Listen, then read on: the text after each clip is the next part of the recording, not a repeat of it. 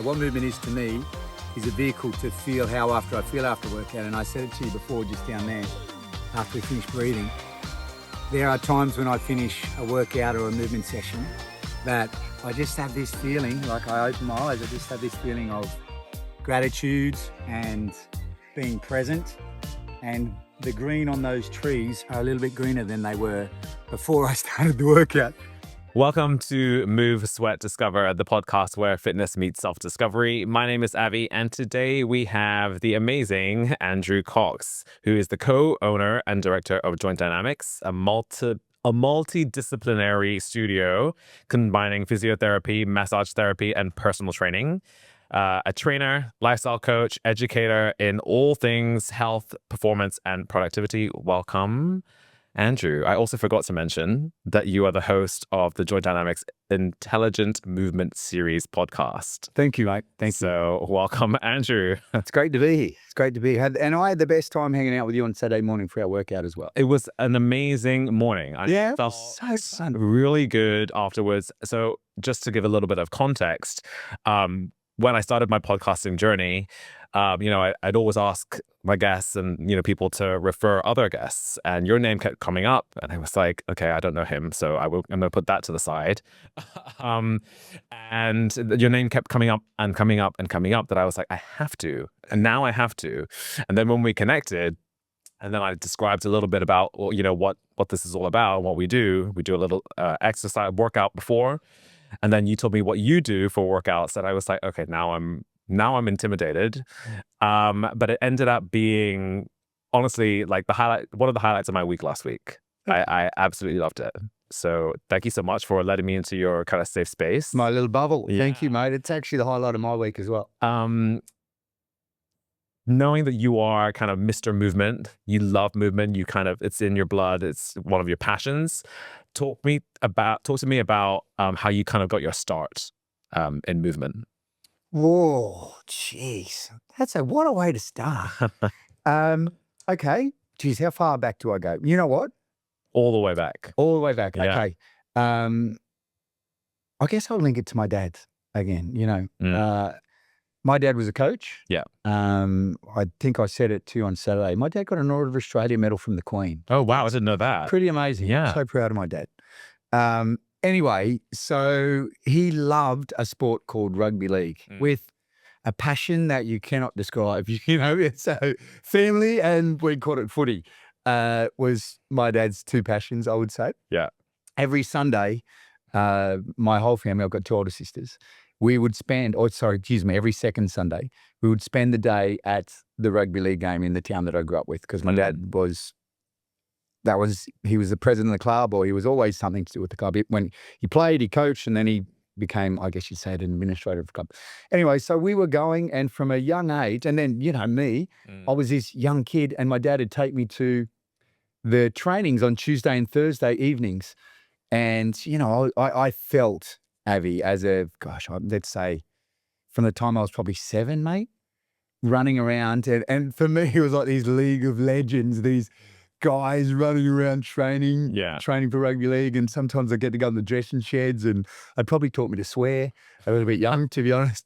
But you know what? I just have fond memories of being down there with my dad, and then just feeling like I had this gold pass into this world where these grown men would train and sweat and suffer a little bit, and then talk about it, and then swear a little bit, and talk about the adversities of the game, talk about the upcoming game. And I just knew that, man, I just want to be a part of this in some way. And that, led to playing the sport as well. And then I guess I'd say what rubbed off on me, again, I'll just stay with my father for now. He always used to say to me, when he was a kid, he used to get these wheel axles and use it like it was a gym out in the backyard of his. He was from a country town in Australia called Barraba. I think the current population of Barraba might be about 2,000 people. I'm not sure. If I get that wrong, people from Barraba, I apologise. But Barraba is integrated into the Cox family. So it's not a very big town. And Dad would be out the back of his house getting wheel axles, doing squats. And I just remember, for some reason, the seemingly innocuous moments that you have with a parent that the kid, it sinks in. And I was that kid. And I just remember my dad always talking about how he trained his legs and then, talking about how, you couldn't pinch the skin and just these things. And it just left an impression on me. So I think when I was 12 for Christmas, I got a gym set that we put in our house. Like, the bench, and it had the leg extension and flip over the leg curl, and then a thing for a barbell, and then I had dumbbells. And my old man would never let me not do a session unless I did some single leg squats. He'd always say to me, "You don't walk on your arms, mate." Like, just say if I was a kid doing bicep curls, and maybe, as a young boy potentially looking at my arms, trying to envisage that they might get bigger. And my old man always said, "What are you doing? You don't walk around on your arms." So he always made me do single leg squats, and then I could do whatever I want. So I would say, to summarize as best as I can in that part of the answer to your question. So my father was very influential. My mum was a squash player, so I also played squash, which was really fun. My sisters played water polo and had boyfriends who played water polo, and one of them played for Australia, schoolboys as a water polo player, and then other men representative. And he was a really cool guy when I was a kid. So I sort of looked up to him, and then I just got right involved in water polo. I ended up playing national level water polo as a school kid. Like, this is many years ago as a school kid, and got to do some amazing training camps like at Sydney University and things like this, where I got to be around the best athletes at that time for my age or school age, and the coaches that were coaching them. And some of them had played for Australian men, and I just got to be around this environment, and I just loved it. But I was never the best. But geez, I was competitive, dude. And from a young age, I remember the time, like I was 15. I made the New South Wales, it was called a CHS, Combined High Schools team. Wasn't one of the biggest blokes in the team, that's for sure. And I just remember at 15 going, all right, I think I need to do other stuff that potentially these bigger guys don't need to do. And I just combined my worlds of my dad being a coach and being a very physical man. And then just started looking into, my dad went to the US, right? And he came back from a 3-week coaching camp in the US where he hung out with NBA basketball coaches, NFL coaches. He went to the the Marines, sorry. Yeah. He went to the Marines. Anyway, he came back inspired, as you can imagine, and he would play. He had a dictaphone, mate. He had a dictaphone. Just so it'd be you and me talking. My old man would put a dictaphone and say, "Hey, Avi, is it all right if I just record this conversation?" And he did that with this NBA coach, George, someone, I can't remember his name. But anyway, and he also came back and he had these books. I never forget, Self-Cybernetics by Maxwell Smoltz, I think it was. And this other one, Your Erroneous Zones, by this dude, Wayne Dwyer. I just remember this dude on the front with his awesome moustache. And I think he came back, I think I was 8. And my dad was like, "You should read these books, mate." I've got from reading comics to diving into psychology of coaching. And but then I revisited them when I was like 15. And I just had a moment where I thought, I enjoyed sports. I really did. Yeah. And I really love competing as well. Where I used to maybe compete for the wrong reasons, maybe insecurities made me want to compete. But then one day I sort of changed my philosophy of rugby league. I moved down to Newcastle and was playing down there from Tamworth, the epicenter, it's bigger than Barra, where my dad is from, but it wasn't a big town. Beautiful town, mate. But anyway, I moved down to Newcastle and was playing footy down there. And I just realized that I should do this and train hard and compete hard, but just because I love the game. Yeah. Sort of got to I think I was about 20, 21 when I moved down there. And maybe I'd got over some insecurities of being a young guy, thinking I had to prove myself and go on like a pork chop, we would say in Australia, but go on someone that might be fueled by testosterone, but probably fueled by a bit of fear in this environment as well. So you act bigger than what you are. Yeah. So one day I just sort of went, I'm not going to be that bloke anymore because I love doing it. So I'm just going to train and compete hard for the love of it. And actually sport became so much better for me. Right. And same with, I boxed as well. And that was really fun. But you get punched in the face. You know what I mean? So you're thinking, it's fun about that, mate. But I sort of just had this mentality of how good's this, man? This bloke are in a square environment called a boxing ring, and there's some rules embedded into it, which is great. But it was just like your skills versus mine, in a controlled environment. And I just used to think, how good's this? I get to test my skills, and if you and I were sparring together, you were there to help me get better, and Avi, I'm here to help you get better. Yeah. Well, sometimes you get punched in the face and that goes out the window for you, mate, but not often in my head, like, because I was never a fighter. I had some amateur boxing matches, which were really fun. But I, I'll never forget after that, I had one in Hong Kong as well. It was so good. And afterwards at the pub, my mate who was in my corner said to me, "Oh, did you just want to kill him?" I remember sitting there going, "No, actually I didn't. I just wanted to get in and try and compete and actually go through this experience." Yeah. So to answer your question, it's going to be a long podcast, mate. Wilson, how much time we got? To answer your question, I'd say my dad was very formative. Yeah. In my desire to want to test myself and be the best athlete that I believed that I could in the different arenas that I tried. So my family was a big part of that. My mum was squash. I played that. My sisters via, the sport that they chose and their boyfriends chose at the time. Water polo was very influential. That actually, at a time, dominated my life just because I had the opportunity to play to a national level for a few years and travel a little bit with that. Yeah. So I guess, is that almost cliche, family? Like, do most people say family? Some. Well, I'm going to say it. Yeah. All right. Yeah. I mean, so walk me through a timeline. You obviously, it was kind of in front of you with your family from the very beginning. Mate, you wouldn't believe how much rugby league was a part of my family. Every second Sunday, that was it. And then Tuesday, Thursday, if I could go with my dad, I'd go. Like, sometimes my mum would say, "No, mate, you're not going," because whatever. Actually, it wasn't so bad with my homework, which probably should be. But if I got the chance to go to footy training, remember that League of Legends, it felt like to me, mate, I was there. Yeah, I was there. So was that just like a no-brainer that's what you would kind of go on to eventually do with like your life, with your like career? Do you know what?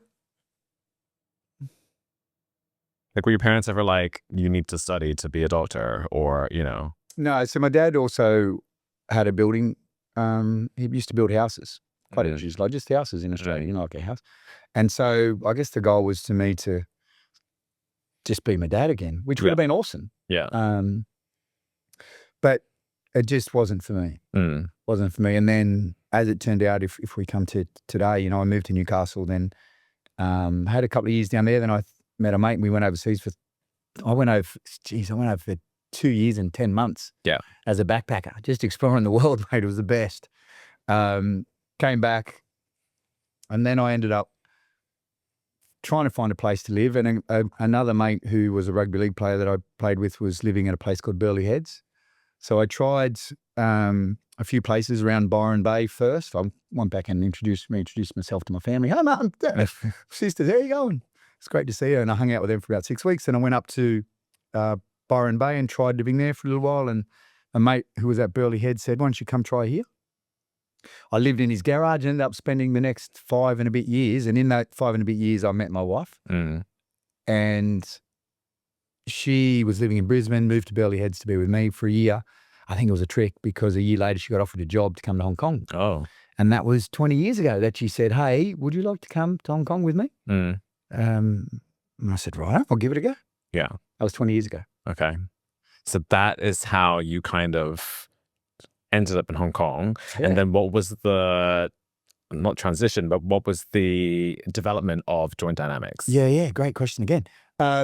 So I came here, didn't know anyone, and sort of wasn't sure what I was going to do, to be honest, except I was just in awe of this amazing city, like the dynamic nature of such a compressed population, and then the bush, and then not the ocean like Australia, but you can surf, but not that I do it that much here, but just like to get in the water was really easy. So I just fell in love with the place. And then I was like, okay, what am I going to do? And you wouldn't believe it, I taught a bit of English. Okay. And I was terrible. I think everyone does. Yeah. 20 years ago. And so I gave that a bit of a go. And then on the side, I just got an opportunity to teach swimming. Just, when you first move to a place, you just say yes a lot to people. And just one person led to the next. And I got an opportunity to teach swimming. So I went, okay, I'll do that. And started, and it was really fun. And started teaching swimming, working for this lady. And then she got offered to teach this one kid at this building on Kennedy Road. And she said, look, Andrew, I can't do this. It's one kid. Would you do it? And I was like, yep.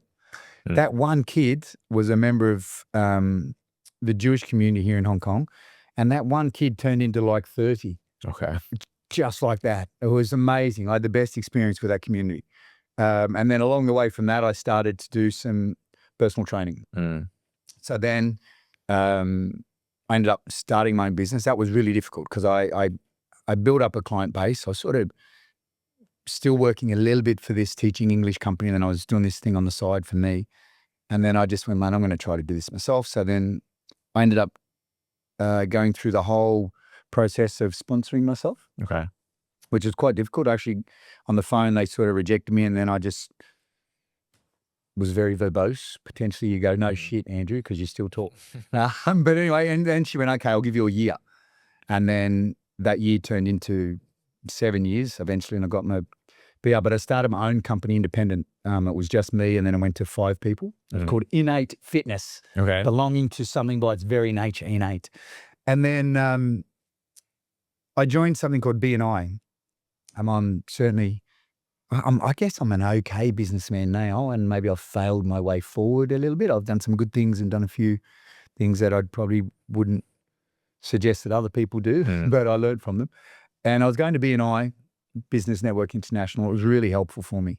Made sure that I worked on my business, not just in my business. And while I was there, met this great bloke called Colin Simmons, and he was an awesome physiotherapist. And he started this company called Joint Dynamics.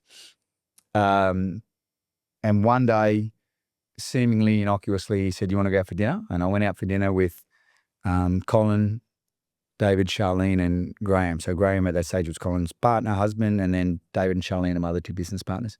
And we went out for dinner. I was just about to go to Kamalaya to run a retreat over there at Koh Samui. It's heaven on earth, mate. And they said, why don't we merge our companies together? And I went, whoa, really? And then didn't give an answer then, and went away and said yes eventually. Yeah. Well, pretty soon after, to be honest. Running your own business with 5 staff, I work 7 days a week. So whatever success I had there, I earned. I would never, you can't take that away from me. I really worked really hard, and I was educating myself and having a great time, but I worked really hard 7 days a week. So sometimes it was just of an evening doing bookwork. When my kids were young, I'd put them to bed and I'd kiss my wife and say, babe, love you. I've got to go do this thing again. And I'd spend maybe 1.5, 2 hours, but 7 days a week. Yeah. So then in 2014, I became one of the owners of Joint Dynamics. And mate, that was, what are we, 11 years ago? Jeez, no way. Joint Dynamics started in 2013.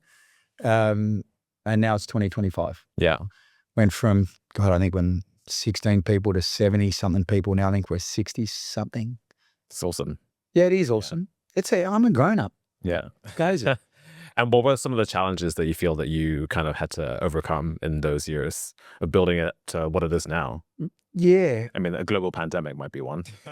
That was actually a shitty good experience though. Like we made a decision to keep on all our staff. We chose culture over there was no financial reward, but we chose to take a risk to keep all our people, because all our people are full-time. We don't do this, part-time. Our staff is full-time. So we made that decision to do that. And, we've got, what we do have at Joint Dynamics is an amazing culture. Like we've got great people, that culture, what is it defined as a non-genetic transmission of human behavioral styles. So I think that's Robert Sapolsky that said that. So at Joint Dynamics, I think if you came in, Avi, you'd see that everyone's there. They sort of want to get a little bit better and they want to learn from other people. Like maybe as a trainer I could be making more money freelance. It's a bit more hustle and whatever, but maybe I could make more money. But I just think being in the Joint Dynamics environment, I can learn from a great physio, I can learn from the other training team, I can learn from an osteopath. There's just this knowledge bank that we all draw on, and actually it's not a heavy expectation. We get to contribute to as well, and it's really fun. It's really fun. Like, you know, I've learned so much from the people that come in, apart from, you know, clients. You learn from clients as well. Every client brings another lesson, I believe. But just working around just some great people that are passionate about what they do. Yeah. What are some of the ways that you're kind of fostering this culture? Because it's not just built, like born, you know, it's not just handed to you on a plate. How are you kind of fostering these kind of connections and, I guess, curiosity? Yeah. Well, in the interview process, we still, maybe we might move on from this now, but we have this clause, unwritten clause, Colin, Charlene, David and I, that we call it the no dickhead clause. But no one is employed unless they meet one of the owners. Okay. We probably should move on from that now. I don't know if we still, but yeah, you get an idea of someone, who they are when you sit like this. You know, when you sit down and you talk and you look at someone and you ask questions and you just explore who they are. You know, you can have a great resume, but if you're not curious, if your communication skills are still developing, then can it be a little bit harder. Yeah. So we just sit in and like to get, I guess you'd say, a feel for the person, you know, just trust your intuition that this person's a good fit. Yeah. So I think that helps, but we also have structured learning. So for example, the gym team stops every second Tuesday, and we take turns in educating each other, or we get inside speakers in. So that's structured learning. The physical therapy team, the clinical team does the same. Once every 3 months, the whole company of Joint Dynamics stops at 2 p.m. on the first Tuesday of every quarter. It's an expensive day. Like, you imagine, just say 40 billing staff not working from Tuesday 2 p.m. for at least 3 hours. Like, that's an expensive day. So we want to extract the business person that does a black and white, which I'm not very good at, but you say the numbers person, there's a little bit of me there. When you do the numbers, like, whoa, that's a really expensive meeting. But actually, when you look at, and Colin, to his credit, because I've been like, hey, this is an expensive day. Colin, to his credit, has really stuck to that. And every quarter that you do it, you just walk away and go, yeah, that was really cool. You know, we have a staff member, Georgia, who's just an amazing human. And she's our, what do we call it, chief wellness officer or something like that. Okay. And she just brings great energy. Another thing that we do, a few years ago, we had a staff member from Northern Ireland. His name was Simon Robertson. And mate, he had the best energy. Like, he would bring light. You know, Wilson's got these great lights here, but Robert would just bring that naturally. Like, he lit up a room. He was curious. He had great communication skills. He'd really connect with people, and he joined our team. And unfortunately, he passed away. He got really sick and he died, which was a gutted Joint Dynamics. Like, we really were in shock. And almost to pay tribute to that bloke, because just the way that he lived his life and the lives that he touched clients and colleagues, we created the Robbo Award. And every year at our Christmas party, we name an individual the Robbo Award. They get awarded the Robbo Award to display characteristics like Simon Robertson. Yeah. And so there's been 2 Robbo Awards, and it's just someone that, you know, that, let's call it the X factor, that maybe goes a little bit further than just running a normal session with someone, that thinks about people beyond themselves. Thinks about, if it was you, Abby, you're thinking about me, and I can tell that you're here for me as well. And you got your own client, but I can tell that you just want the best for me, and the way you communicate and build the people up around you. So we choose someone who wins the Robbo Award, or is another thing that's embedded. And I believe that a tragic thing has led to something beautiful for all of us. and not everybody knows Robbo anymore, but he lives on. Where when you walk into Joint Dynamics in Central, there's a photo of him with his motorbike. And then we have like a plaque, the Robbo Award, and a quote from Robbo. He used to say, Rome wasn't built in a day. And he'd just say if I was within his earshot, Coxie, he'd be talking to his client, but he'd say, was it Coxie? He'd say to me. And so we got that quote on the plaque, and then we've got Georgia, the lady, actually, she won it. She was the first winner, and then another girl, Anthea, won it. So they're the little things that they're actually, that's incredibly meaningful to everyone that is a member of Joint Dynamics, that certainly who knew him. I gave the speech this year at the Christmas party for that, and got teary again, because he was just such a great bloke. So I think that those sort of little practices help maintain and build a really healthy culture at Joint Dynamics. Love it. Let's talk about the future of fitness. Ooh, I better drink some of this kombucha before we... With the evolving trends in health and wellness, like where do you see the future of personal training leading? Yeah. Well, my mind goes to the longevity megatrend. Take some stats in Hong Kong.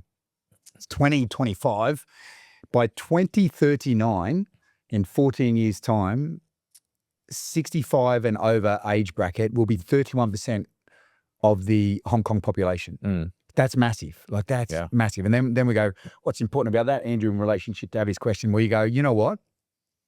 People in that cohort of 65 years and above, at least, 80% of them have at least one chronic condition. So let's name high blood pressure or type 2 diabetes or, hypertension. 50% of them have two. So they have high blood pressure and chronic shoulder pain. And let's define chronic pain as something that's more than 3 months. And we can talk about chronic pain as well with the neurotags and everything maybe later as well. But so for me, I just see that as a massive opportunity for the fitness industry. We live in an aging population. And that's, I think it's also within this generation, there'll be more 65-year-olds than there will be and above than there will be under the age of 18. That's the first time that's ever happened in the history of this planet. That's some novel challenges coming our way. Yeah. And I really think we have this capacity to be the forefront of that. Often, when we look at the hallmarks of aging, the frailty index comes up, inflammation comes up, but the frailty index comes up, and then we can link that to sarcopenia or osteopenia, or the new term is sarco-osteopenia, because if you've got strong muscles, then the likelihood of you having strong bones is really high. Yeah. If you've got strong bones, you've probably got strong muscles, especially as you age. So I really see that as a great opportunity, and actually it's a need. To be honest, it's a need. 40%, I think it's 40%. God, I hope I didn't get that wrong, but 40% of people retire not because they want to stop work, because they don't have the vitality and health to do it anymore. Yeah. Like that's crap. Yeah. And aging is plastic. That's the thing. Andrew 1, 50 years old, looks after himself and is quite healthy. Andrew number 2 doesn't look after himself, lives a totally different life, doesn't value sleep, nutrition, exercise, has a different type of stress. That I'm two different humans by appearance and via what you can't see. Yeah. So, one of the great things about science with genetics is that this field of epigenetics. Your interaction with the environment will turn your genes on and off via these proteins. So if I live a healthy life, and the statistics are anywhere between 7 to 20% is dictated by your genetics, and then that means that anywhere from 93 to 80% is dictated by what you do every day, your habits, the things that you put in your mouth, even the thoughts that you think. So that makes friend circles pretty important too. Yeah. So to answer your question, I'm going to go with that field of longevity. Yeah. For so many reasons, Abby. God, for so many reasons. What are you saying to someone that, perhaps unlike yourself as a youngster, or even someone like me, who movement doesn't come naturally, none of this kind of looking after yourself comes naturally? What are you saying to those people? in terms of like through the lens of like looking after yourself for longevity? Yeah, it feels good to feel good. We don't make decisions with the part of the brain that's connected to speech. We make decisions back here, but via emotions. And if you can just, honestly, Saturday, authentically, I felt awesome. Did you? Yeah. That was so good, wasn't it? Yeah. We hung out a little bit, but we did some great movement, pushed ourselves a little bit. We made up some stupid games to push ourselves. Like, it's fun. For me, that's really fun. And that was really a highlight of my week. That feeling that you and I felt, I'm drawn to that feeling. If you can gift someone that just for a moment in time, I believe that they'll want to revisit that because unfortunately a sedentary life comes with a lot of challenges and a lot of jobs now require a sedentary life. And if you aren't disciplined and you don't stand up and move regularly, then it's not a good place to be in. Sarcopenia, it's referred to just touch on that again, sarcopenia is referred to as age-related muscle wasting disease. But we're missing a part of the equation. It's also a sedentary-related and inactivity-related muscle wasting disease. Move it or lose it. So what I would say to those people is, the bigger you are, the worse it may feel. But you just need to be able to say, you know what, I'm training myself. First thing, you're worth it. It feels funny to say that. Just say that to yourself. I'm worth it. When you ask somebody to look after yourself, you're worth it. Yeah. And then when I say that to myself, I'm like, oh, thanks, Andrew. I'm worth it. Thank you. That's a nice acknowledgement. So when you work with people that at the start, movement and exercise doesn't feel good, I ask them just to say, okay, you're doing this for you. You're worth it. And the way that you can interact with this world is generally a little bit better when you feel confident with movement. If you love the water, you can enjoy the water better when you have the capacity to play in it at a higher level. Same with on land, same with friends. So if you have the physical capacity to engage in this world in a physical sense, it opens up so many opportunities for you. Just say you want to climb a mountain. If you don't feel physically strong, and people climb mountains, I don't think for the physical challenge as much as it is for when you get to the top of the mountain and you go, that was painful, but look where I am.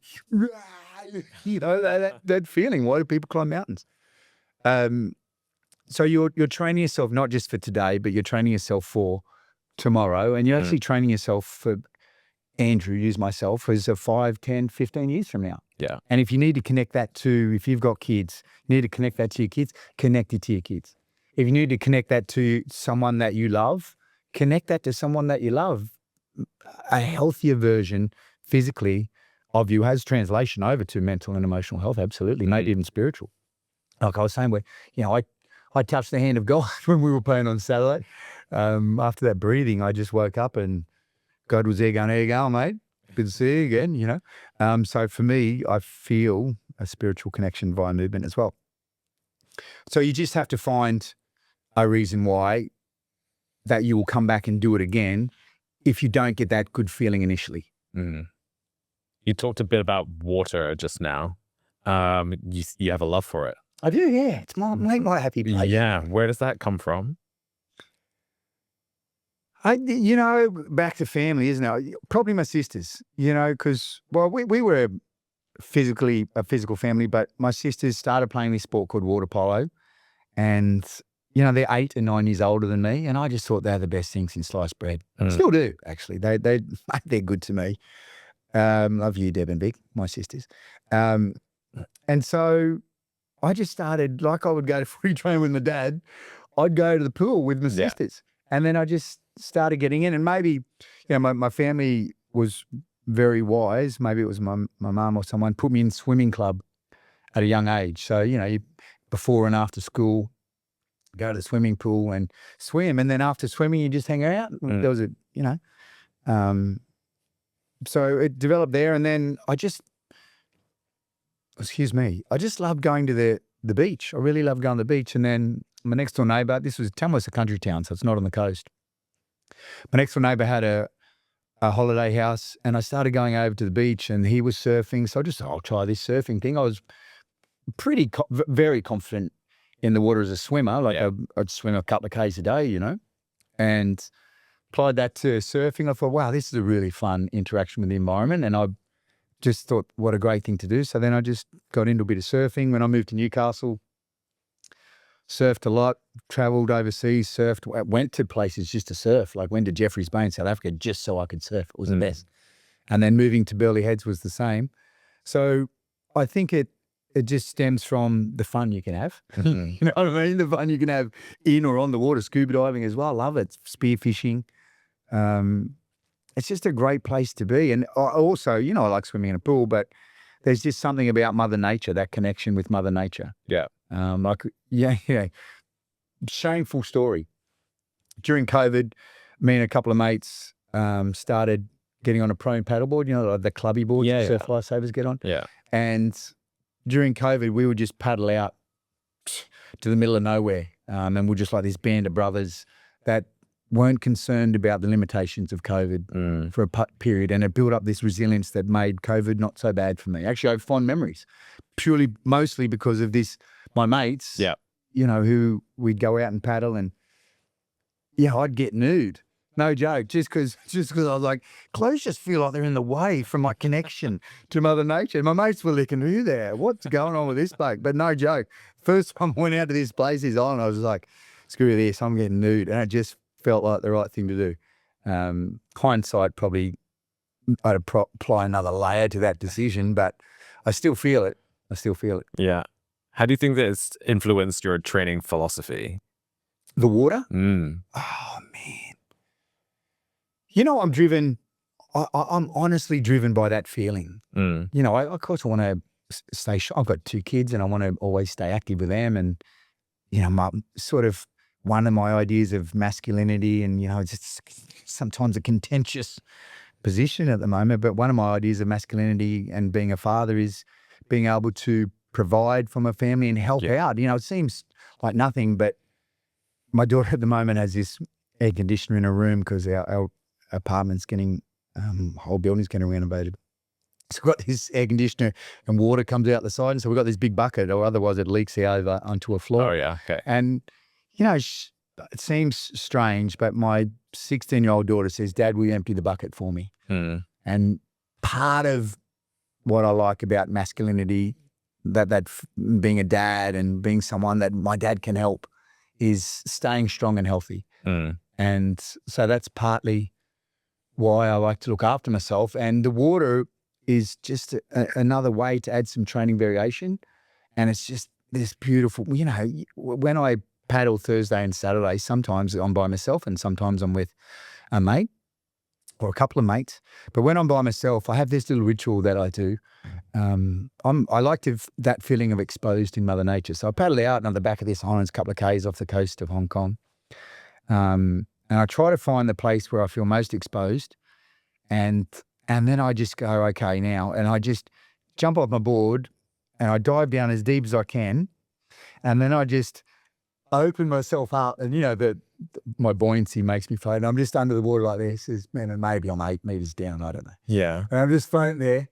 And I have this thought. I'm saying to all the fish, I'm just like you. I'm just like you. And then I come up. There's an element of fear, but granted, I'm not in Australia where there's some massive dangerous fish. Yeah. So it's a little bit, potentially I'm a little bit soft because I'm doing it in Hong Kong, but still I'm by myself and I go down and I just have this element of fear that I go, but it's okay, it's cool. Yeah. So I just like doing that. And the final element to water, you know how we train on Saturday, and I said, I've just got a little bit of SI joint pain, but don't stop. That's one of the important things about training. Just find a workaround. And my workaround at the moment, because I can't lift too heavy and I can't move as fast as I would want to, is I use the water. So that's why we went out and we did that treading water drill, and I pumped my legs as fast as I can with my arms out of the water for 35 seconds. Yeah. Experienced some good fatigue, but I moved fast. So those fast twitch muscle fibers were certainly going. We did a little swim and then did it again. So I just think training is also great.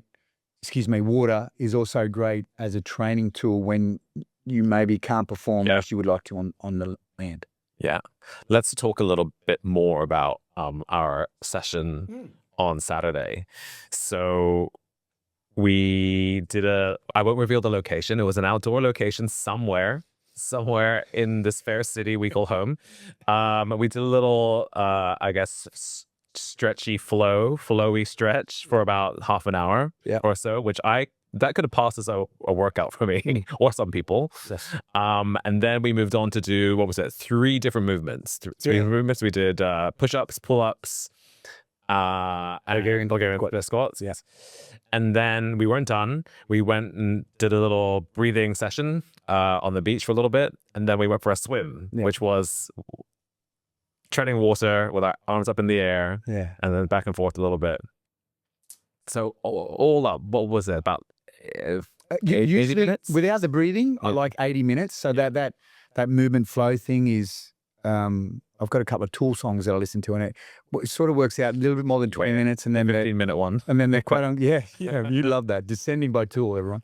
And then the gym sessions use about an hour. But in total, we probably did about 80, 85 minutes in the quote unquote outdoor gym that we used. And then we went down and we breathed for a little while and then we swam. So in total, it was probably about 95 minutes, I reckon, of fun. Yeah. Good stuff. Yeah. Yeah. And you do that weekly? Yeah, at least twice a week. Yeah. Well, that outdoors twice a week, yeah.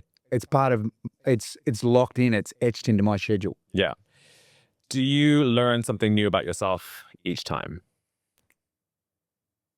Oh, yes. In the sense, yes. In many, that's a cool question.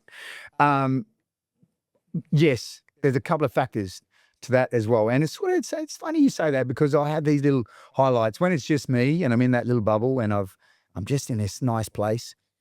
You know, I think we need an adequate diversity, but we need enough repetition to get depth. And so that flow that we did, I've done that enough time to have depth. Yeah. And it's ever evolving. When you do things a few times or enough times, you go, man, if I just change this part and then, that's exactly what I was looking for. And I know that doesn't quantify, but you move in a different way to just get the result that you were like, that's what I really needed. Yes. Yeah. So there's that. I get more depth and understanding of the movement and the complexity of the human body that is mine. And then the next thing is the pain factor. You know, I always have projects. I played a physical sport for quite a few years, and I've engaged in physical activity for a long time, and I've had surgeries and, you know, repeated injuries, and some of them are gifts. Like my ankle, if I don't look after it, it feels really crap. But it's a reminder that I just need to look after myself. And when I look after myself, it's fine. And at the moment, and, you know, God, my shoulder, I've had the elbow, golfers and tennis elbow, thumb. But as I mentioned to you, I just consider it a workaround. So that's another study of movement and my body that just, I'm going to use the word, forces me to get better. It's brilliant. Like, okay, I get frustrated by pain at the moment. You're sitting there staunch. Look, he hasn't even moved, has he? Just like a bloody statue, a Greek god just sitting there, and I'm fidgeting around. But in the right context, obviously I haven't broken a bone, or I don't need surgery in this context. Yeah. It's a pain of a level that just gives me deeper understanding. And I'm for this period of time, I am thankful for it, in the sense of it just teaches me more about myself. Yeah. And that in particular, that 20-25 minute flow that we went through before we started it's called the resistance training part of the workout. That's me communing with myself, and usually I'll have my eyes closed and just getting that full in-body experience. And it's an exploration on how I can make this thing feel even better often and stronger, and, you know, have adequate range of motion. Like, there's some science into why I'm doing certain things. Like, I don't think do you think we missed a body part? No. Oh, I don't. I've been formulating that little process for about God knows how many years. But certainly accelerated over COVID. I made a commitment, and I ran, I think it was 138 morning movement medicines. Like every lockdown, I was online providing free, I guess you'd call it, workouts to the joint dynamics community through Facebook and Instagram. Yeah. Filmed the 100th one from the Four Seasons, which is awesome. Out by the pool. It was really cool. It was really cool. Collaborated with like 10 other companies. It was beautiful. And hopefully it was good for the people that were tuning in, but definitely it was good for me. Yeah. It was good for me. Yeah. You know, I even did in quarantine. I think we spoke about this on Saturday. I did in quarantine, and it helped my quarantine so much. I had a great time in quarantine. Yeah. We'll go back to the workout in a bit, but I just have a side question. Through all the years of you like competing and, you know, being an athlete and doing all these different kind of sports and movements, there must have been times where you've had like a few injuries on and off. What has motivated you to kind of rehab them and keep on going and motivating you to keep on doing better? Because sometimes, you know, you can be, those kind of things can be quite traumatizing, that you're like, oh, well, I'm not gonna do boxing anymore because I, you know, got a black eye, or I'm not gonna. So how have you kind of found your way? Yeah, you know, I had facial reconstruction surgery. I've got titanium plates in my face from this great sport that I vocally say that I love, called rugby league. Yeah. So I had what's called a triadic fracture of the left zygoma. I cracked the bones through my eye socket up to here. That bone shifted, so I was disformed, disfigured, and potentially could have lost sight in my eye from the surgery, but I could not have surgery because I had this dent. You know, I'm already not a good looking bloke, Abby, so I didn't want to walk around disfigured. And the central nerve in my face was, in the way that the bone was not working properly. So, you know, I was probably drooling. That was quite a big, I had some headaches as well because I was knocked out. I had some headaches, but, you know, in hindsight, I never once hesitated to want to go back and play the game. It was just the circle that I was in, the culture that I was in. It was just about competing, and injury happens. And as long as you're around good people and you do the right things, then you'll be fine. So, you know, I've experienced frustration, but I've never once thought, well, that's it. Yeah. You know, when I've sprained this ankle a few times, and that frustrates me sometimes, but you know, I do actually, Abby, I look into my future and I go, if you don't look after your right ankle, then in 20 years' time, you won't be playing with Abby on the beach. Yeah. Doing our repeat episode when you're up to like episode 560 of your podcast. And you say, I'm begging Andrew back, see what he's doing, you know. But literally, that's a thought that I have. I am thinking about me in 20 years' time. So it's that longevity game. Yeah. It's both. It's both. I want to feel good in the now, but I actually want to feel good in 20 years as well. Yeah. Okay, going back to our workout. Yep. So you learn something new each time. What in particular on our Saturday session did you learn about yourself? It was mostly around the managing of pain. And I was aware, I was thinking, oh man, because, you know, when we've been talking about doing this for a couple of weeks. Yeah. And when we first started talking about it, I said, because I was going through a power phase of training. I really wanted to do that with you because it's fun, you know? Yeah. But I had to change that idea because, you know, just the discomfort that I have in my back. I can't do power training at the moment. So that was a little bit disappointing. And I thought about going, Avi won't get the full experience because I was just enjoying power training so much. So I thought, should I say, Avi, just wait another week? But I went, no, this is who I am and this is what I'm dealing with at the moment. So why not share that? You know, I have pain sometimes, but I manage my pain and just keep moving. Yeah. So what I learned, you know what I learned apart from the pain thing, I've spoken enough about that, I think, is just the way in which you can motivate yourself to do more. Remember when we were doing chin-ups? Yeah. And we made these games. It was probably weird, but if someone was standing there, always that bloke going on saying, you know, what number are you thinking? Like provoking you to say, Andrew, instead of doing 10, you got to do 16. Yeah. And then made up the next rule. If I didn't do 16 chin-ups, then instead of doing 50, we had to do 60. Yeah. I like that. I really do. I do it all the time with my mate Rob. Mate, if there is a higher power, they're looking after me because that higher power put on planet Earth in Hong Kong a bloke around the same age as me that loves the same things as me. Yeah. We're great mates. Brother We hang from out. another mother. No joke. Yeah. We hang out Thursday and Saturday, and or well, mostly he travels a bit for work, and sometimes I can't go. We hang out, but when we hang out, and we just push each other, like you and I pushed each other. So what I learned was it just reiterated the importance of play. Yeah, that was basically play when it came to between sets, and I do love that moment before you engage. The little bit of 16 chin-ups. We've already done 60 minutes of working out. I'm carrying a bit of residual fatigue. He just said 16. Wonder if I could do it. Oh, what a great test, Yeah. I love that space, that Yeah. little space. And then when your hands go on the bar, I'm like, okay, here we go. Hope I can do it. I'm going to try my hardest. I really love that. So it reiterated to me the importance of play, and that was verbal play driving higher performance for me through my lens. So I love that idea of play and banter, and why it's great to train with another person. It's hard. It's a bit weird me doing that to myself. Hey, Andrew, but you can't do 16. What do you mean 16? I wouldn't have said 16. But with you and I, it was fun, and it drove a better performance, and therefore I got a better workout. So then how do you challenge yourself at those moments when you are working out? Oh, mate, I got the words in. Okay, let's go. I got heaps of words in my head. Go back to Anzac Day, probably one of the best in Australia. Anzac is an acronym, Australian New Zealand Army Corps. And in World War I, there was this interaction with the Australians and New Zealand landing on this beach in Turkey, Gallipoli. And as a result of that, in Australia, we have Anzac Day in April. And it's an amazing day. And over the years, for me anyway, it's evolved to be a day of mateship. Yeah. And you pay the last post.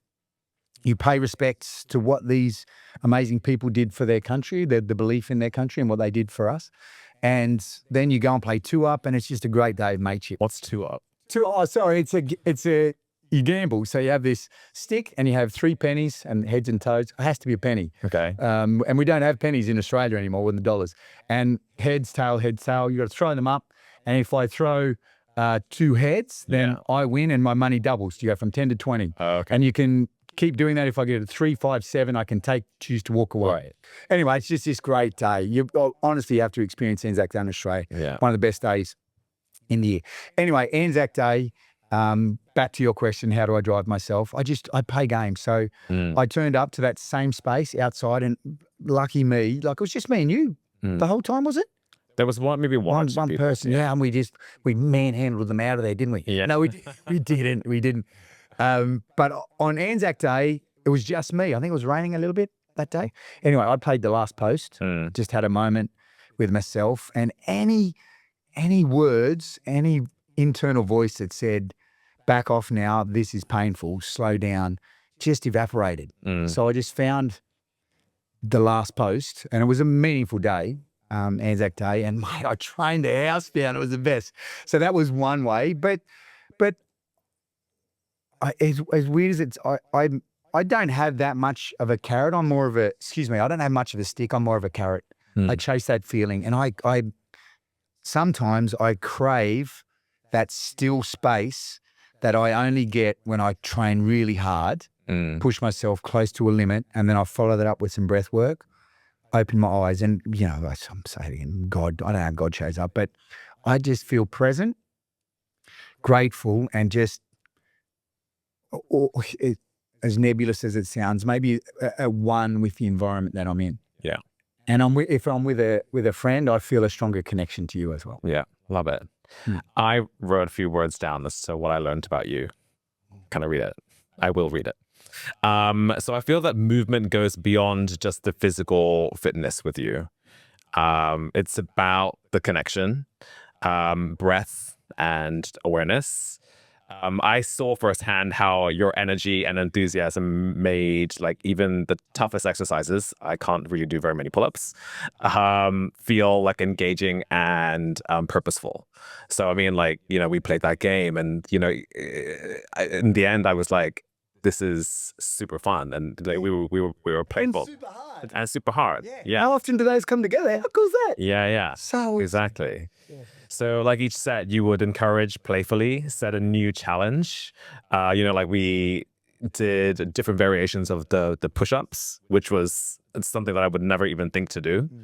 And I think you could just kind of get stuck in your own way sometimes with your workout. Sometimes it could just be like, oh, I'll just do 5 sets of, like strict push-ups kind of thing.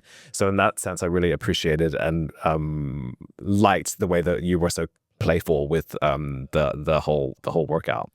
And you can really see your passion about movement and how I'm curious about how your body moves. And like you said, like the flow doesn't always have to be the same. It can be very different, like depending on what your body kind of feels and needs at the time. So it actually really inspired me. I can just do my classes, which I actually have some move to. So 50 minutes of, like a heated sculpt class, I'll just do that. And sometimes I'll just take that as my workout for the day, for the week or whatever. So I felt so inspired that I actually went back to said spot outdoors this morning. Oh, nice. And did like a similar kind of thing. Brilliant. Yeah. And I kind of made a promise to myself to be playful and be curious more with my workouts, because I love to move, but again, I can get stuck in doing like, just a weight session at the gym, just a heated sculpt session because I'm teaching it, just a HIIT class because I'm teaching it. And I don't make time for myself in a playful sense because I want to preserve my body, because I have to teach these classes and be the best, not be the best, but, like still perform somewhat for my students. So I want to express my gratitude and appreciation for that session, and to you especially, because it kind of almost reignited the sense of like playfulness and the reminder that, like moving is fun, and I love to move and I love to, kind of sweat in that kind of way. So thank you. Awesome. Thank you. So on that breath, I know that you can learn a lot about yourself when you work out. What did you learn about me? Because I feel like you can learn also so much about someone when they're sweating next to you. Well, gee whiz, what do I learn? Okay, excuse me. Favorite question. Yeah, no, it's a great question as well. Excuse me, Avi, though, just for a moment. In that flow part, I know there was a little bit of communication between us. Yeah. But I was just trying to just be with me as much as possible. Yeah. And then every now and then I'd look back at you and I saw a couple of limitations in your thoracic spine in certain movements. But then once we got into the workout, and there's that idea of planning and execution. So we created a plan, and it was pretty simple. Yeah. 3 exercises, and then we made a deal that we're going to do 5 rounds, and we weren't allowed to leave until we did 100 push-ups, which we did more than. Yeah. And we weren't allowed to leave until 50 or whatever chin-ups, and then so we made this deal. And then we went through that together. I noticed that you're very observant, especially, you said chin-ups is not my thing, and then you were on 5. But then by then, didn't you do 7? What did you do? 7, yeah. 7, like that's pretty awesome. So that was you exceeding your own expectations. So I thought that was pretty cool. But you know what I pick up from you, Avi? I can tell that you care about the people. You're on a podcast, so for goodness sake, you're not scared to put yourself out there. Yeah. So you took your time to come and connect with me, and then you're taking your time to do a podcast for people with the best, because we had a good chat, with the best intentions. So what I've learned from that experience and talking to you is you're courageous. You didn't know me, and some people, like some good people that we know now, have said you should hang out with Andrew, and you said, okay, I'll go and have a go, and I'm going to step into his world, and just do what he tells me to do, and that's courageous. And then you dovetail that to, so much easier for you just to sit at home and watch Netflix than do your own podcast, mate. But here you are doing your own podcast, just having a go. Yeah. So, reiterating, I find you courageous and adventurous because of the act of reaching out to saying that. And then the energy that you brought to the workout was pretty cool. Yeah. That was my world, like I don't mean that in any way as in that was my world. I mean it in the sense I've been going to that place, doing that for me for a long time. And then you said, well, I'll just have a go with you. Yeah. Whatever you're going to do, I'm going to try my hardest to do. Yeah. and you smashed it. It was really cool. Thanks. Super fun. Yeah. And I'm leaning into things that I'm uncomfortable with. Yeah. Actually. That's brilliant. And then I think that would speak in volumes for the type of person that you are. Yeah. Yeah. Courageous, adventurous, not scared to have a go and put yourself out there. Yeah. And that's like I was saying, I think that in itself speaks. Once for anyone that's having, you're putting yourself out into the World Wide Web where anyone can say, oh, this guy's a dickhead. And they probably say that about me. Hey, bloody hell, Abby, this guy, is there a shut up? But that's the world we live in. But you're just saying, oh, I don't care. I'm going to have a go anyway. Yeah. And you said to me, you have aspirations for this podcast. You're getting great people on. You bring great energy. Yeah. But you're doing it without expectation. Yeah. So, man, you're just coming from the right place. Super important, I think, to let go of any kind of expectation. That's beautiful, actually, when you said that to me. I really appreciated that. Thanks. That was really cool. Thanks. Inspiring for me. Thank you. Oh. Seriously, inspiring. Oh, great. I like that. Give, you receive, apparently. Yeah. Let's talk podcasts. Yes. Yeah. I mean, this is not your first rodeo. No. Yeah. No. Tell me how that came about. COVID again. I just went, you know what, we need to do more to stay relevant. We just need to show up in people's ears, eyes as much as possible. I've been contemplating for a little while. And then there was a guy who was part of the team then, Dominic Brown. He had his own. I said, Dom, and to be honest, technology, I haven't given a lot of my time. So I'm not the best on technology. I'm getting better in the context that I apply it. And so I said to Dom, will you help me? I want to start the John Dynamics podcast. And so Dominic helped me. It was great. It was really helpful. And then he got it up and helped me and showed me how to do it. And then I had another team member, Cindy Jourdain, this lovely lady. She danced for the Royal Ballet of I think there's only one Royal Ballet in London. She was a professional athlete in the sense of so amazing human, had the best life, like so fascinating. And her and I were doing the podcast for a while. Then she dropped away, and I just kept doing it. And I'm 130 in. Wow. So the reason, I think, what aligned with what you were saying, I have a similar sort of ethos with my podcast in the sense. I love doing it, you know, like it's a lot of work, hey? Yeah. It's a lot of work. Yeah. And it's a lot of time and energy.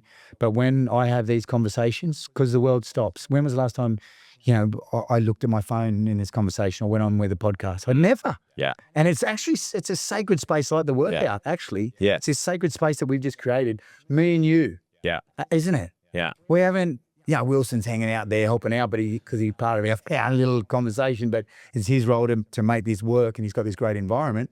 But this is just me and you without distractions, connecting and finding out a lot about each other and learning from each other. Yes, exactly. And, you know, I've had the opportunity to do that with Alexei Molchanov, the world freediving champion that took a breath at the top of the water and swam 141 meters down or 136 meters down, turned around and came back up in the same breath. That's not a human, but he's a human. Yeah. Can you imagine? He's got eyes and ears and legs just like you and I do when he did that. And Nick Gill, the legendary strength and conditioning coach for the All Blacks, I got a chance to, what I felt he meaningfully connected with him and 128 others, to be honest. Yeah. So why I do it, it's a little bit of selfish benevolence, to be honest. It's selfish in the sense of when I get to have conversations like me and you are having, I just get so much out of them. And just, I honestly think in this world of nano attention spans, not enough, we don't get enough time to get depth. And I love depth. I really do. And to get depth with one other human for this sacred period of time gives me so much. Yeah. So that's why I keep doing it. I do believe it's good for the brand of Joint Dynamics. And I do have aspirations, and it's a lesson for me a little bit on selling. You know, I've got a sponsor, Mu Vitality Mushrooms. She's a lovely girl. It's a Hong Kong company as well. And I'm not driving sales through the roof, but I want to because I want to learn. You know, you look at the podcast model, my God, you know, you see out there how people do really well. Not that I want to drive products, but I do want to help support it.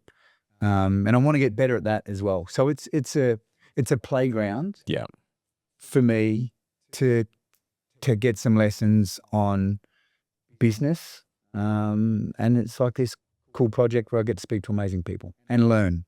I love learning.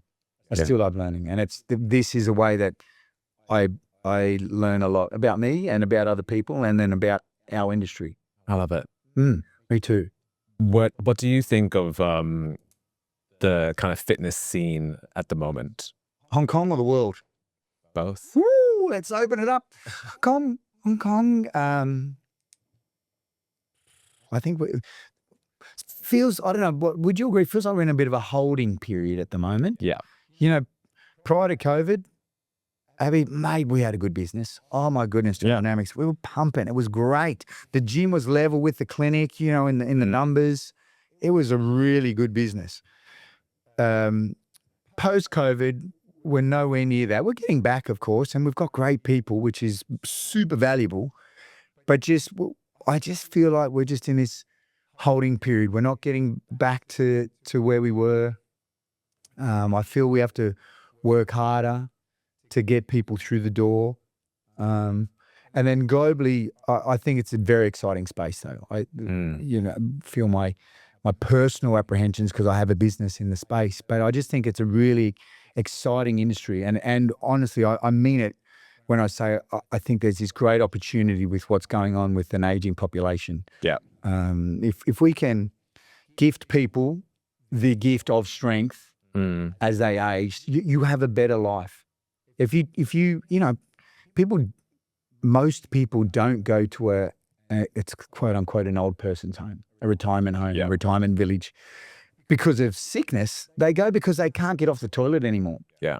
You know, if they're still married or whatever, if you can't get yourself off, or if your partner can't get you off the toilet, that's a really bad day. And that's the day that you need to be in an environment where you need help. That's a strength issue. That's a strength issue. And yes, accidents happen that can make you lose strength, undoubtedly. But also it can be viewed through the lens of that's a reflection of the work you have done or haven't done over the years as well. So with what we do, we have this opportunity to guide people into movement, to guide people into strength, transferable strength to not just the gym, but to the beach, to their interactions with family and friends, to sports. You know, that's actually a pleasure to be a part of, and it's cool to be feeling like we can influence someone's life in that way. So I'm actually super excited for our industry. I do believe we've got to level up because AI is coming, or it's here, isn't it? I've probably missed the boat, have I? AI is here, and I can get a great program off AI now.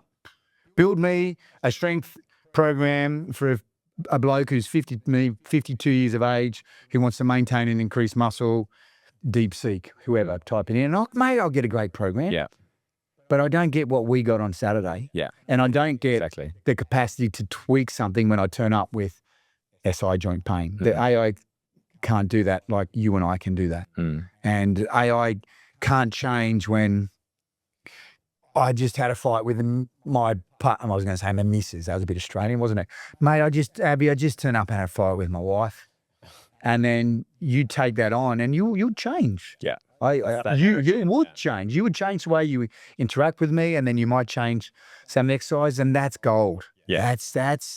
That's the magic dust that keeps me consistent, because all of it, you can have a great workout and we felt great. We did one workout, we felt great at that moment. So there was the acute benefits. Man, they felt great. It did. Yeah. And then we had a coffee and we talked and we hugged, I think. I wanted to. If we didn't, it was awesome.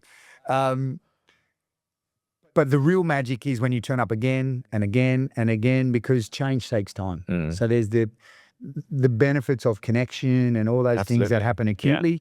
But the real magic is when you invest. Yeah. And I just don't think AI is going to keep me coming back. Yeah. But you will, our industry will. Yeah. So get really good if you're doing what Avi and I are doing. Get really good so AI can't compete. Understand when you need to be flexible and adjust on the fly. AI can't do that like we can. Yeah. So that you can only do that if you've got more tools in your toolbox and you're so curious about who it is that you're with. Because sometimes, people don't say they've got pain, but you'll just see it like an energy leak, or you'll see something in their face, or Sure. you'll feel an apprehension. You just go, hang on, what's going on with that right hip? It actually happened to me yesterday with this guy, 7 a.m. And just on rep 7, no joke, because he has a history of back pain. And he's doing so well, and he's fearful of movement. Like he really is fearful of movement. And we're doing the second set, and we the obligatory number of 12. And on the 7th rep, something changed. And I just said, hey, what happened there? And as it turned out, it wasn't this part of his body talking, it was this part of his body talking. Because he's been in pain for so long, his brain said, hey, mate, it didn't say mate, excuse me for being Australian. Hey, you need to be careful again. And so we just discussed it and we walked away. We came back again, but we just changed because his brain said, you're going to get hurt again. Like those alarm bells, those protective mechanisms that are inbuilt in us, those, AI couldn't have done that. Sure. Thankfully, I was watching, and all I did was I just went, hey, what's going on? And we just had an engagement, and then on the fly, I said, let's just walk away from that now. And then we came back and did it again, and he smashed it. Yeah. That is the opportunity for you in Avi and my industry. No joke. AI is great, and I'm going to learn to use it. That was not even like an ape. I was trying to be a caveman there, and I even screwed that up. I want to learn to use it, but I don't want to learn I don't never want to lose what me and you had. Yeah. And there's value in that. You said it. You had I honestly, authentically had a great time. Yeah. And you said it as well, and I believe you're telling the truth. Yeah, you were. Yeah. That's valuable, and people crave that. As much as AI is a beautiful tool for us to use,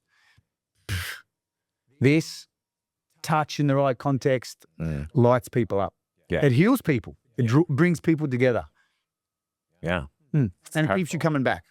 Powerful. Yeah. No joke.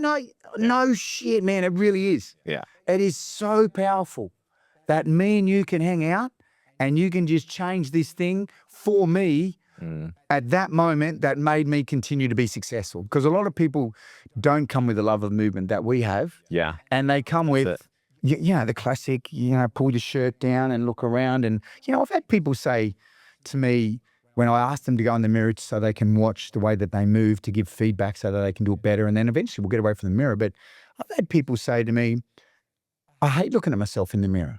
Oh, really? I don't like looking at myself in the mirror.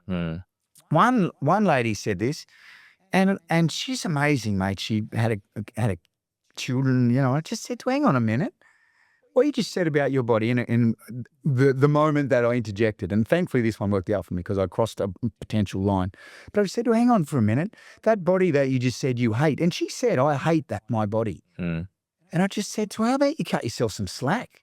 That's the body that you're saying that you don't like that brought your daughter into this planet. How can you hate that thing? You carried your daughter right there for 9 months and we trained through it the whole time and we were rubbing it and her little feet. What can you just said you don't like the vessel, if we want to dumb it down, the vessel that brought your daughter into this planet, the same vessel, the same body that allowed you to run a marathon, compete in other competitions, walk up a mountain the day that you met the guy who's now your husband. Get out, you hate your body.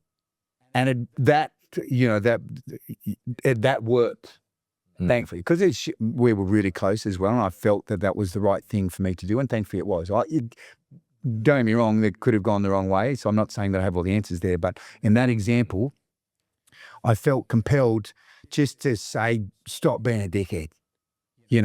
How could you say that about your body? And how can any of us say that about our body? We do. We sometimes we loathe ourselves, and that's a real shame, mate. That's a real shame for so many reasons that I can't understand. Yeah. But I can understand the gift of movement and human connection. And I believe how that can heal and make me sometimes feel good about myself. So when I go into a gym and I have a coach that listens and watches me and builds me up with success. Because, one of the sales models, Avi's, is to make you feel inadequate. You need me.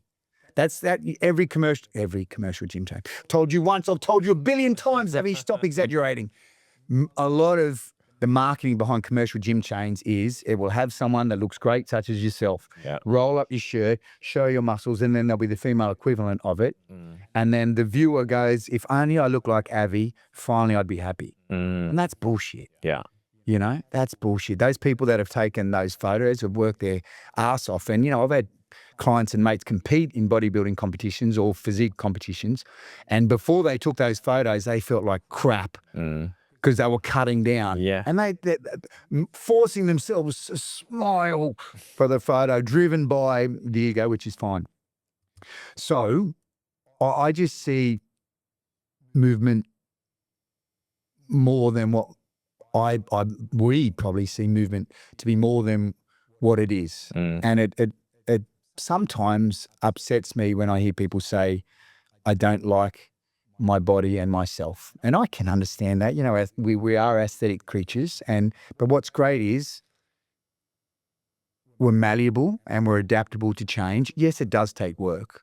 And I think you and I like being uncomfortable. I do. Of course you do. But physical discomfort, most of the time, you come on there, you bugger, you so cute, you know. Most of the time, I will freely go into that space. But that's built up from past experiences. Yeah. And not everyone has those past experiences, so I understand the apprehension to get into the pain cave. Yeah. You know, but once you go there a couple of times, you build this belief in yourself. And with consistency, 3 months is morphological change, we sort of say. So if you can stick to it for 12 months and be consistent, magic happens. Yeah. Magic happens. It seems a little bit grandiose to say you'll be a better version of yourself, but I reckon you'll be a better version of yourself. Prove me wrong too. I'd love to hear you prove me wrong. Commit to it for 3 months.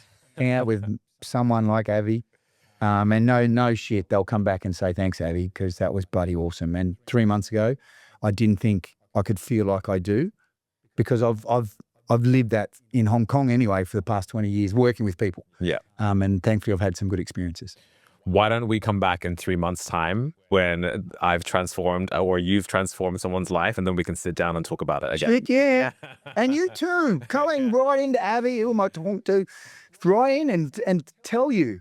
Yeah. Like if someone out there is moved to go, I'm going to see if this guy's right. Yeah. I am. No shit. I'm not a smart guy, but if you're consistent, you commit to 3 months, and let's say 3 commitments of training a week, whatever it is, just get uncomfortable. Don't work with someone if you're not confident, or just find a good program. Honestly, in 3 months' time, you're going to write into your podcast and say, thanks, mate. That bloody dickhead is right. Getting back on. Let's do it again. Go back to our secret space. I'm actually, you got to come out to that island. Yes. No joke. For sure. That will be the episode after. No joke. Yeah. We're going to wrap up. But before we wrap up, I like to throw 10 go-to quick fire questions at you. Don't think too much about it. Okay. Just little quick answers. Go-to sweat. Your go-to workout. Go to my go-to workout. What's your go-to workout? My go-to workout? Oh, depending on the day, but I still love deadlifting. Man, it's fun. And I like German volume training as well. Just 10 sets at 10, 60 seconds. So I still like lifting heavy things, but I love the flow because that gives me more of a connection feeling outdoors. Yeah. Go-to self-care ritual. Oh, at the moment it's red light therapy, mate. Seriously, I've got this yoga mat. Yeah. That's a red light therapy from this company, PBM Healing, photobiomodulation. There's 2 Nobel Prizes on light therapy. Anyway, I've got this yoga mat, and that's self-care. I did it this morning. Yeah. It's joyous. It's about 15 minutes. I lay and I breathe, and I just get all this stuff that helps with inflammation and healing and vitality. Okay. So at the moment, it's red light therapy. I was thinking about getting a red light therapy helmet. I haven't used the helmets, but you know what? I wrap my yoga mat around my. Apparently, it helps with hair growth. Yes. Yeah. That's why. Yeah. But I think that same as consistent. I think it might be 3 to 6 months. They'll start to. There's reported benefits. I don't have the research on that. I do know that there's 2 Nobel Prizes on it. I do know that anecdotally, and of one, I feel amazing every time I do. Okay, great. If there are any red light therapy helmet companies that are wanting to sponsor or send me a sample, send it my way. Or an after. Yeah, exactly. That's cool. Go-to treat meal. Go-to treat meal. It's tonight. I'm going out with my mates and we're going to this place called Hooked on Cane Road where this guy, Kiwi bloke, never fails to deliver good oysters. Okay. Oh, man. The oysters are from New Zealand. No, he gets the guy that owns Hooked is a Kiwi bloke from New Zealand. But last time the oysters were from France. Okay. So my go-to treat is tonight. I have such a great, it's like biting, that you mentioned my love. I love the ocean. Love it. And when I have an oyster, it's like biting into the freshest ocean on the planet. Love it. And absorbing it into me. And I know that per gram, it's one of the most nutritious foods on the planet. No joke. No joke. So that's it. Oysters. Okay. Very bougie tastes. Go to travel destination. Go to travel destination. Ooh, my son's at boarding school in Australia, so I want to go see him. Come home, say I love you. But I'm going to go, my wife is Italian and she wants us to spend more time in Italy. But every time I see on the coast, there's no surf there, babe. Can you play in the... So I guess, though, because my wife's Sicilian, Sardinian, so she comes with a level of passion. And I would love to see where she's from. So I would love to go to Sicily. Okay. Have you never been to Italy? I've been to the north. Okay. I've been snowboarding up around Cortina d'Ampezzo. Yeah. I've been to Milano and Lake Como. There's a Lago di Como to try to be Italian. I've been to Lake Como and that was brilliant, but I've never been down south, the true Italy, according to my wife and her family. Okay. Go to morning routine. Go to morning routine. It would be red light therapy if I could do it every time, but every day, mate, I am a habitual son of a bitch, no joke. Every morning I get up.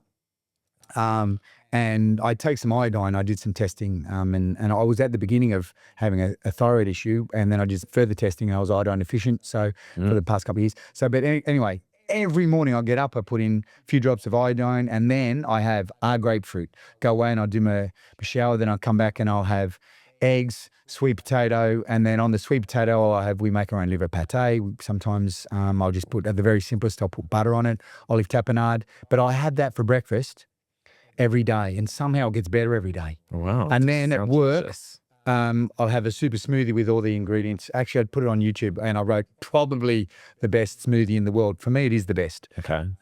But I do the same cool things. For me, they're cool every day. Very, very habitual. I love it. Go to workout music. Oh, you can answer that. Yeah. Tool. I even went to your Swedish music, which was all right. And I know you were dying inside listening to Robin. But I can stop. You know what? It's a Pavlovian response. When I hear those 5 songs that we played on Saturday. Yeah. They're the same 5 songs I play every Saturday when I do that. Okay. No, that's you'd think, don't you get sick of them? I don't. Like Tool Descending and Tool Invincible, for example. Numa, Fear Inoculum. These songs speak to me in such a profound way. And I don't listen to them when I do the washing up, for example, anymore, but I do listen to them at that place and it just transports me. Seriously, it's like I'm the Pavlovian response. I don't salivate, but I do the equivalent from the chin down and just crave movement, and I go to a really nice place. So Tool, the band is Tool. Tool, okay. Go to book. Ooh, go to book. Well, there's quite a few. For some reason, what just jumped into my head was Brave New World, Aldous Huxley. I went through a period there where I really loved reading about those dystopian books. I read Peter Attia. That was a pretty good book. His book on longevity. One of the books that I really love. I'll just go with that. And you know what? That's a reflection of I haven't been reading as much of late. I've been doing this, and I absorb podcasts and I'll listen to YouTube to learn, and I'll learn from other people. But I've got to say my book reading has fallen away. I was a voracious reader for a while there, but just this last couple of years, I guess I haven't read as much. Yeah. Do you have a go-to recovery practice other than your red light therapy? Oh, I love ice baths. Ah. Oh man. Yeah. And you know, in the theater of your mind where you go when you're in cold, like just say my mate that God put on this earth who likes the same things as me, he's got an ice bath at his home. Okay. And we go and ice bath, and I'll go at his place. He's bloody hell, he gets in at 4 degrees. I don't know if you've done ice baths, but that's bloody cold. So I wait for him. The temperature might come up to about 4.8 into the 5s. I can handle 6 before I really struggle, but I love it. That's great. The feeling you get afterwards, but also again, the games, you know, I play games. You got to stay for another, let's say 20 breaths, whatever. And then for the last 8 breaths, no matter what, you got to put your fingers in the water. This is my internal dialogue. You got to put your fingers in the water. Are you sure, Andrew? Yeah, no matter what. What's the worst that can happen? Let's find out. You know, I really enjoy cold exposure ice baths. Yeah. Go to guilty pleasure. Go to guilty pleasure chocolate. Okay. Bit a fan of chocolate, I got to say. Yeah. Don't have a lot. We've always got a bit of dark chocolate in the freezer. When my son come home from boarding school, his first term, he brought home treats for us. He brought me home some dark chocolate from Australia. Love it. So my guilty pleasure is chocolate. And final one is go-to mantra, a life motto. Go-to mantra. Oh,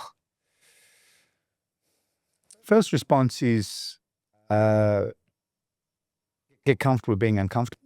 One of my mates, another mate, often says, do the hard things and you'll have an easy life.